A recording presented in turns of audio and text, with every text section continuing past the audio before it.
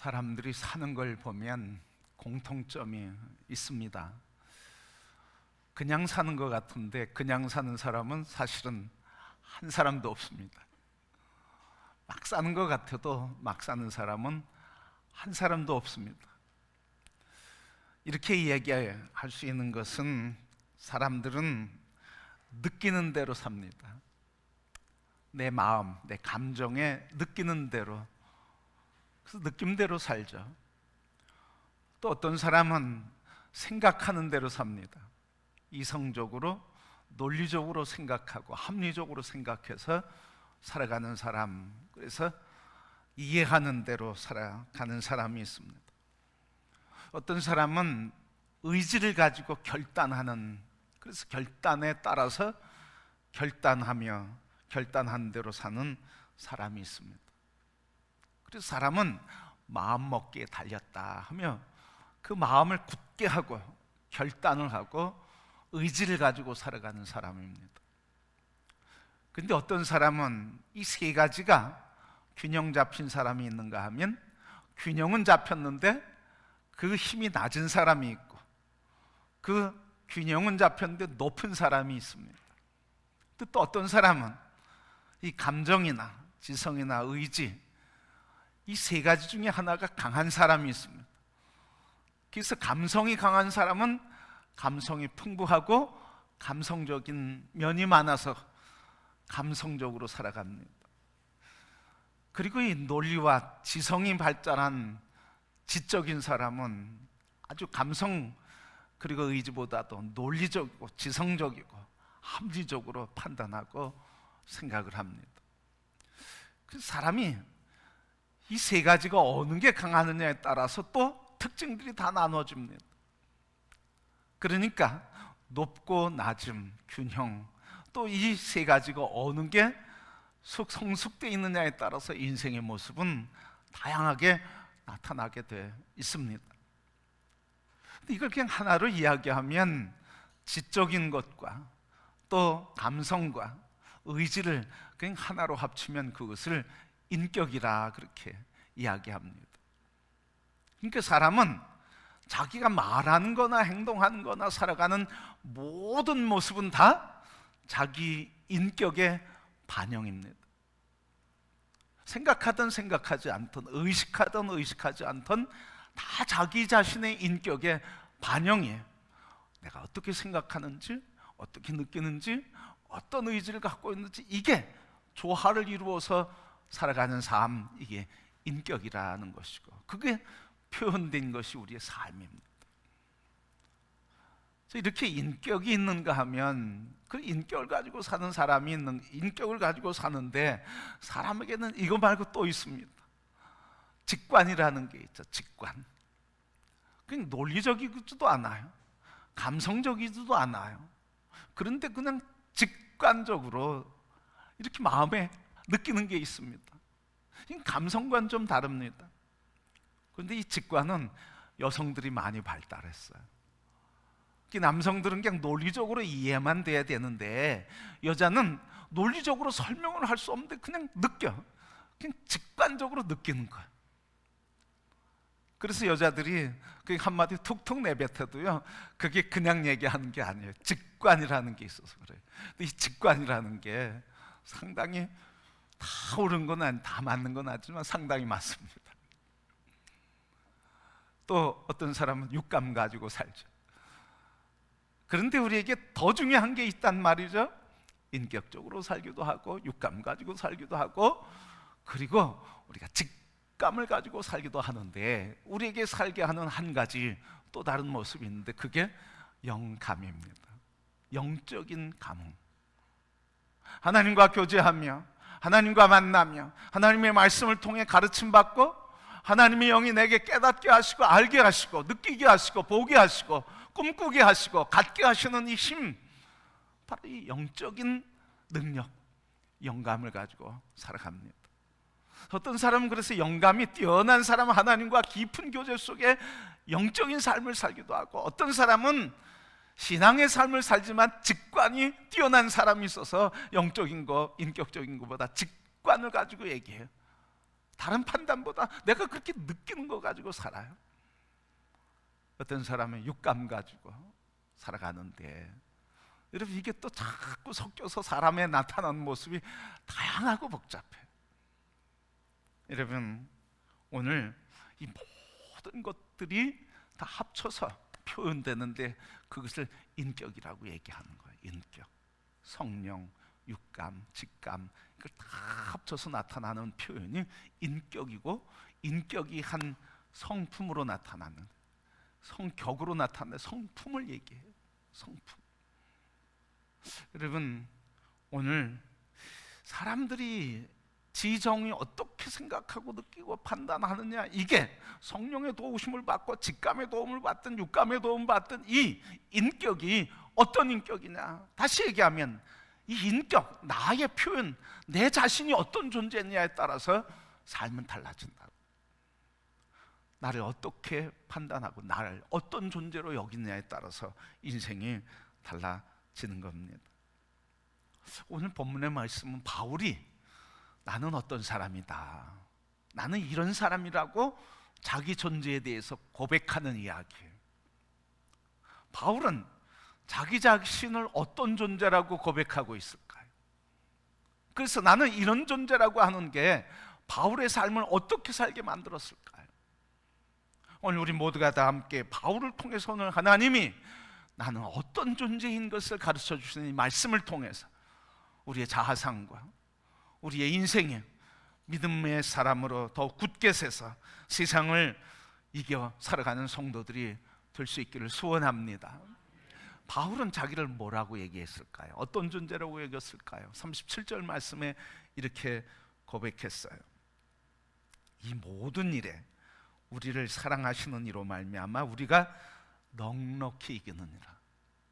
이 모든 일은 앞에 있는 거죠. 환난이나 기근이나 곤고나 시련이나 핍박이나 모든 인생의 문제들에서 이야기하면서 이 모든 일에 대해서, 이 모든 일에 우리를 사랑하시는 이로 말미암아 뭐라고요? 우리가 넉넉히 이기느니라.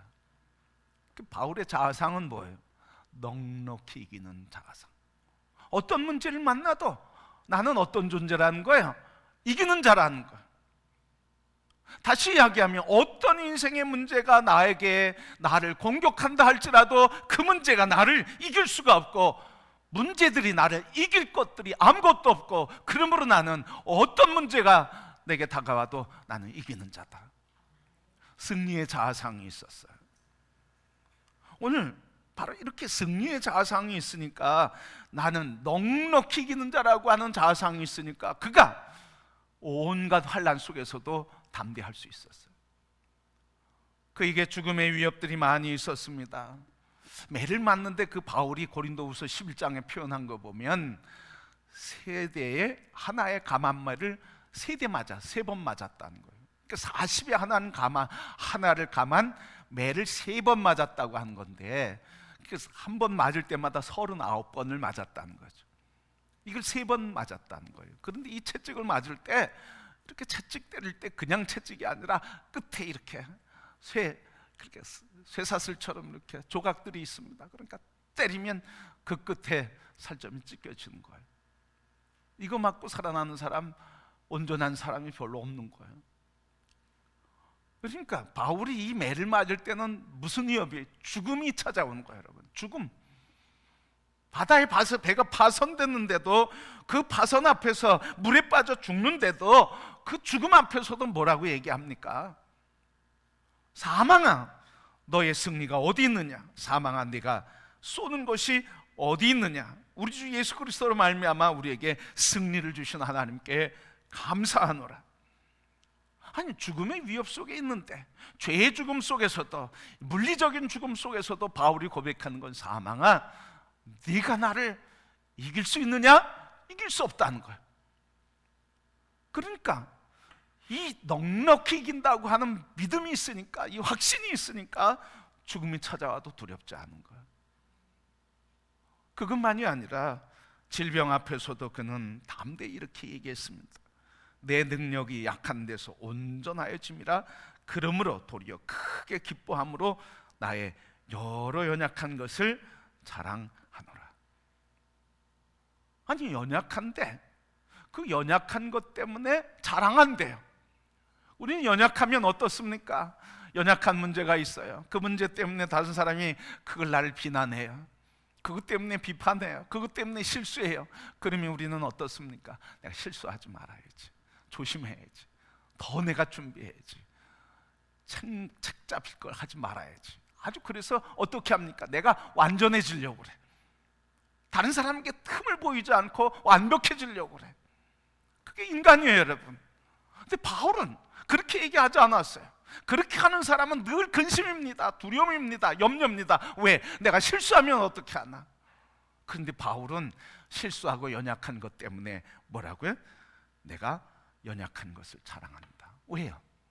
내가 약할 때 주의 능력은 강하게 나타나니까.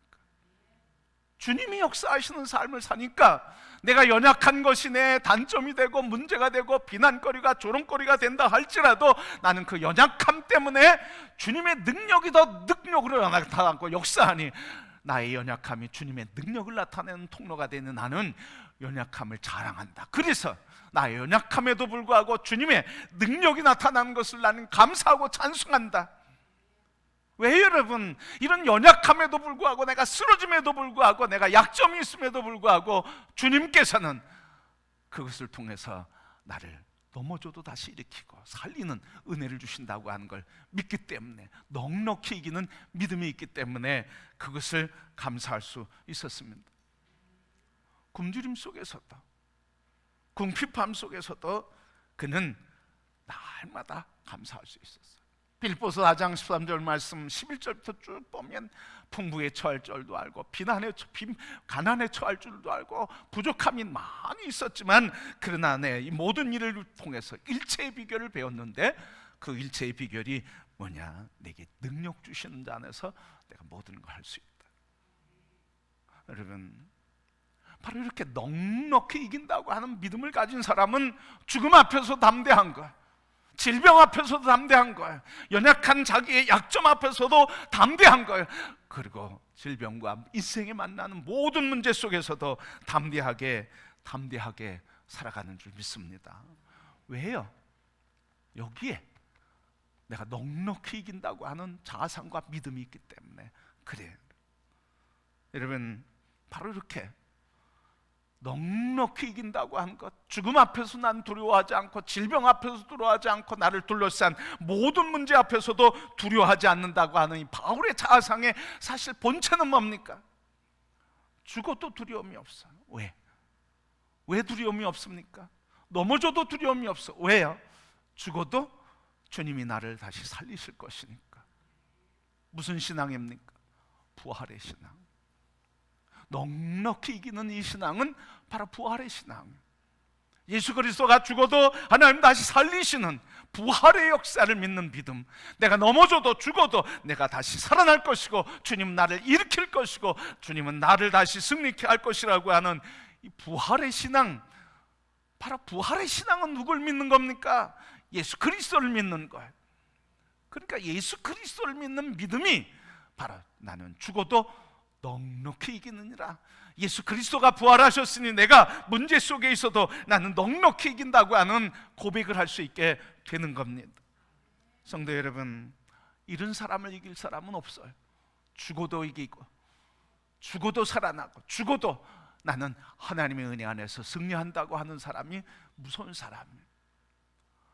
여러분, 다윗이 골리앗 앞에서 이스라엘 모든 군대는 두려움에 떨었어요.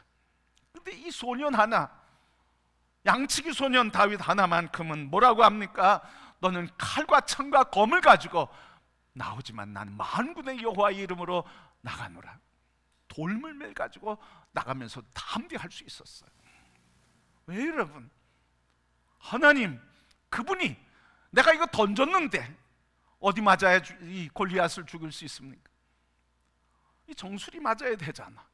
여기 정수리에 무장하지 않은 부분 맞아야 되잖아. 근데 다윗이 그렇게 생각했을 거예요. 그런데 여러분, 믿음은 뭡니까? 하나님께서 정수리에 맞춰서 죽인다고 하는 게 아니라 하나님께서 이긴다 하고 이기게 하신다고 하니까, 여러분, 다윗이 정수리가 아니라 다른 데 맞췄다고 골리앗이 안 쓰러졌겠습니까? 바로 이렇게 전능하신 하나님, 승리의 모든 것을 이기는 믿음을 가진 사람은 세상을 이기는 사람.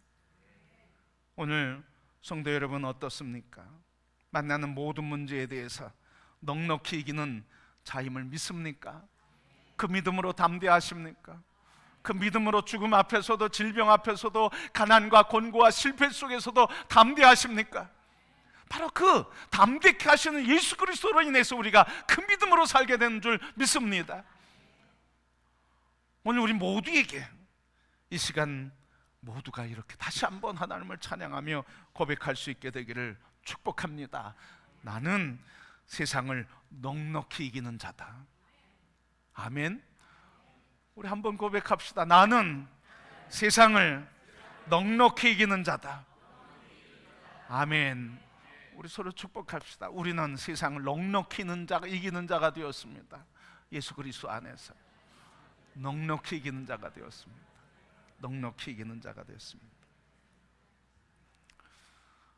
여러분, 바울은 어떻게 이런 고백을 할 수 있었을까요?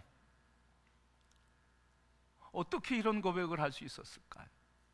오늘 본문의 말씀 보면 그 고백할 수 있었던 이유가 분명히 한 가지 나와요. 아주 반복해서 얘기해요. 반복해서. 뭐라고 반복해서 이야기하냐면 31절 말씀에 이렇게 얘기합니다. 31절 말씀. 하나님이 우리를 위하시면 누가 우리를 대적하리요? 누가 우리를 위하면? 하나님이 우리를 위하면 대적할 자가 없다. 32절 말씀. 자기 아들을 아끼지 아니하시고 우리 모든 사람에게 사람을 위하여 내어주신 이가 어찌 그 아들과 함께 모든 것을 우리에게 내어주시지 않겠느냐? 그는 어떤 분이에요? 다 내어주시는 그분으로 인해서. 33절 말씀. 누가 능히 하나님께서 택한 자들을 고발하리요? 의롭다 하신 이는 하나님이시니. 하나님이 의롭다 하시고 택한 자를 누가 고발할 수도 없다. 하나님께서 의롭다 하시고 그를 지켜주시고. 34절 말씀. 누가 정죄하리요? 죽으실 뿐 아니라 다시 살아나신 이는 그리스도 예수니 그는 하나님 우편에 계신 자요 우리를 위하여 간구하시는 자다. 하나님 우리를 위해 기도하시는 분이라 그런 말씀이죠. 37절 말씀. 나를 사랑하시는 이로 말미암아 넉넉히 이기느니라. 한 가지 공통점이 있죠, 여러분. 반복되죠. 누구 때문에 이긴다 하는 거예요? 누구 때문에 담대하다 하는 거예요? 하나님이 우리를 위하시는 것 때문에. 의로워서가 아니죠. 내가 착해서 아니에요. 내가 자격이 있어서가 아니에요. 나는 죄인이에요. 여전히 죄인이에요. 여전히 문제 있어요. 여전히 약해요. 여전히 사고를 쳐요. 그럼에도 불구하고 그 사랑, 끊임없는 그 사랑, 놓치지 않는 그 손길에 의해서 그분이 나를 붙잡아 주고 계신 것을 믿는 믿음 때문에 바울은 나는 모든 것을 넉넉히 이긴다고 고백하고 있습니다. 성도 여러분, 오늘 우리가 이길 수 있는 것은 내가 믿음이 있어서가 아니에요. 오늘 우리가 이길 수 있는 것은 내 힘이 있어서가 아니에요. 오늘 내가 이길 수 있는 것은 내 능력이 있어서가 아니라 하나님의 사랑이 우리를 세워주기에 이기게 되는 줄 믿습니다. 그것을 믿을 때 능력이 나타나는 거죠. 오늘 바울은 그것을 고백하고 있는 거예요. 하나님이 나를 사랑하기 때문에 내가 이긴다.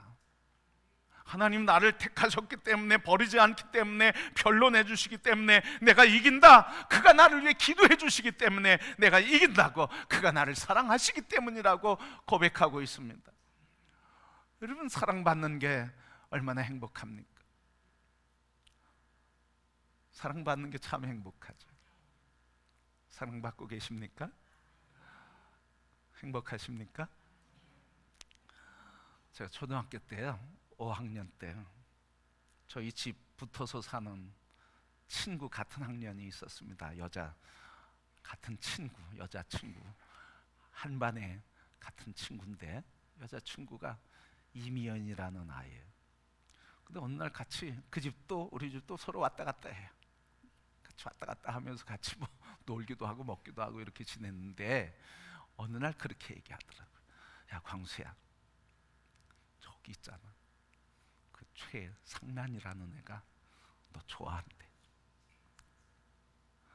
여기 상란이 계시잖아요. 최상란, 오해하지 마시고 최상란, 그 친구가 날 좋아한다는 거예요. 그랬더니 그 이야기 듣는 순간 왜 그렇게 부끄러워? 그런데 왜 그렇게 또 속으로 좋아? 그런데 또 속으로 생기가 돋는 거예요. 그 상란이만 지나가면 뭐예요? 괜히 힘이 돋아. 공 차다가도요, 걔가 지나가면 더 힘이 나. 그리고 괜히 걔만 바라봐. 그리고 괜히 좋아. 왜? 걔가 나한테 사랑한다고 하는 고백해 본 적은 없어요, 지금까지. 그런데 뭐야? 친구를 통해서 전해 들었어. 한마디. 걔가 너 좋아한대. 좋아한다고 하는 그 말. 그러니까 초등학생이 뭘 그렇게 알겠어요. 그런데도 행복하더라고요. 여러분들은 더 행복하시죠? 끊임없이 우리를 향해서 하나님께서 내가 너를 사랑한다, 그 증거로 십자가의 예수 그리스도로 허락하시며 날마다 지금도 우리의 연약함을 도우시며 성령께서 내가 너를 사랑한다고, 하나님이 너를 사랑한다고 사랑의 소식을 듣고 있는 우리가 제일 행복한 사람 아닙니까? 그렇게 이 사랑 빼앗기지 않기를 축복합니다. 잃어버리지 않기를 축복합니다. 이 사랑 붙드시길 바랍니다. 이 사랑을 받을 때 우리에게는 기쁨과 행복이 넘치게 되는 거예요. 그래서 그 사랑 때문에 죽어도 산다, 이 사랑, 죽여도 살린다고 하는 이 사랑 때문에 바울은 담대할 수 있었어요. 결혼하는데 여러분 왜 결혼하셨습니까? 뭐 다 그런 건 아니겠지만 또 다 그러시겠죠? 왜 결혼했어요? 사랑하니까 결혼했죠, 여러분. 그걸 바꿔서 얘기하면 사랑하면 뭘 맡기는 거예요? 내 인생을 맡기는 거예요. 서로가 서로의 인생을 맡기는 거예요. 왜? 사랑하기 때문에 다 자기를 주는 거죠. 바로 주님의 사랑이 우리에게 다 주시는 사랑이 있으니까 그 사랑 때문에 우리가 주님을 향해서 주님, 내가 무엇을 해야 됩니까? 어떻게 살아야 됩니까? 주님 뜻대로 하옵소서, 내 삶을 주님께 드립니다 고백하는 거예요. 그래서 세상에 환난이 와도 시련이 와도 고난이 와도 모든 문제 앞에서도 그 문제에 넉넉히 주님이 이기게 하신다고 하는 믿음으로 담대히 살아가게 되는 줄 믿습니다. 그러게 여러분, 이 사랑이신 전능하신 하나님을 신뢰하며 살아가는 성도가 되기를 축복합니다. 그래서 복음성가 있잖아요. 전능하신 나의 주 하나님, 능치 못하실 일 전혀 없네. 우리의 모든 간구, 우리의 모든 생각, 우리의 모든 꿈도 모든 소망도 신실하신 주 하나님, 우리의 모든 괴로움 바꿀 수 있네. 불가능한 일 행하시고 죽은 자를 일으키시니 그를 이길 자 아무도 없네. 주의 말씀 의지하여 깊은 곳에 금을 던져 오늘 그가 놀라운 일 이루시는 것 보라. 주의 말씀 의지하여 믿음으로 그물을 던져 믿는 자에게 능치 못함 없네. 여러분, 전능하신 하나님, 능치 못함이 없으신 그 하나님, 맨 땅에 그물을 던져도 고기가 있게 하시는 하나님, 깊은 곳에 던져도 넘치게 잡게 하시는 이 하나님, 여러분, 전능하신 하나님, 그분의 사랑이 우리에게 있기에 우리 넘어져도 일어나는 줄 믿습니다. 죽어도 살아나는 줄 믿습니다. 실패해도 다시 일어나게 하는 줄 믿습니다. 병들어도 이기게 하시는 줄 믿습니다. 그 하나님, 우리 모두에게 다 그 하나님으로 우리 심령이 가득하게 되시기를 축복합니다. 그러니까 우리가 가장 소원해야 될 게 뭘까 하는 거예요. 우리가 가장 기대하고 소원하고 바라야 될 게 뭘까? 성공을 바라는 것, 부유함을 바라는 것, 건강을 바라는 것, 직장에서 다른 모든 일을 바라는 것, 그것보다 제일 바라야 될 소원이 뭡니까? 이 모든 것들을 가능하게 하시는 예수 그리스도, 그분만 붙들면 되는 줄 믿습니다. 예수 그리스도 안에서 하나님께서 우리에게 베풀어 주시는 온갖 은혜가 예수 그리스도를 통해서 우리에게 공급되니 우리는 예수 그리스도만 붙들고 예수 그리스도 안에 거하게 될 때 주님께서 우리에게 때를 따라 부족함 없이 넘치게 공급해 주는 은총 베풀어 주시는 줄 믿습니다. 그런데 궁금한 게 하나 생기잖아요. 왜 예수 믿는데도 나는 하나님이 넘치게 주고 부유하게 주고 풍성하게 준다고 그러는데 왜 나한테는 그런 게 없는가? 느끼지 못하고 알지 못할 때가 너무 많아요. 그리고 하나님 풍성하다고 그러는데 나의 삶을 보면 풍성한 것 같지를 않아요. 왜 그렇습니까? 하나님의 역사하심과 일을 세상의 눈으로 보기 때문에 그래요. 성공의 잣대로 보고 물량의 잣대로 보고 세상의 가치 기준으로 보니까 하나님의 주시는 은혜를 제대로 볼 수 없는 거야. 세상에서 뭐 돈도 좀 있어야 되고 건강도 있어야 되고 성공 사회적인 직위도 있어야 되고 뭐 명예와 명예도 있어야 되지. 그게 성공했다고 얘기하잖아. 그리스도 안에서는 직위가 없어도 재정이 없어도 건강의 문제가 있어도 사회적인 존귀함이 없어도 그리스도 예수 안에서는 존귀함과 권세와 능력이 있는 하나님의 복이 있는 것을 보게 될 때 그때 행복한 거예요. 왜 못 보는 거예요? 우리 가치관과 눈이 세상 것에 붙들려서 영적이고 하나님의 것을 보지 못하기 때문에, 안 보기 때문에, 보려고 하지 않기 때문에, 세상적인 가치와 기준으로만 보기 때문에 하나님의 사랑이 느껴지질 않는 거예요. 그렇게 여러분, 바울은 뭐라고 했습니까? 만일 하나님이 우리를 위하시면 누가 우리를 이기리요? 하나님이 우리를 위하신다고 하는 믿음에 붙들리고 믿음의 관점으로 세계를 보고 믿음의 눈으로 모든 역사를 보니까 환난도 시련도 고난도 굶주림도 죽음조차도 감사한 일이 되고 하나님의 사랑인 것을 보게 되고 승리의 노래를 부르며 그의 인생은 담담하고 담대하게 하나님의 영광의 길을 걷게 된 줄 믿습니다. 우리 모두 다 바울이 가졌던 이 하나님을 바라보는 영의 눈이 우리 모두에게 있게 되기를 축복합니다. 그래서 이제 세상 관점 봐지 말고 하나님 눈으로, 말씀의 눈으로, 예수 그리스도의 마음의 눈으로 세상을 바라보고 문제를 바라볼 때마다 하나님의 베풀어 주신 한없는 은혜를 넘치게 누리게 될 줄 믿습니다. 우리 모두 우리 예수 그리스도 안에서 이길 자 없게 하시는 하나님의 능력 안에서 믿음으로 하나님의 역사를 바라보며 승리해가는 성도들 되기를 주님의 이름으로 축복합니다.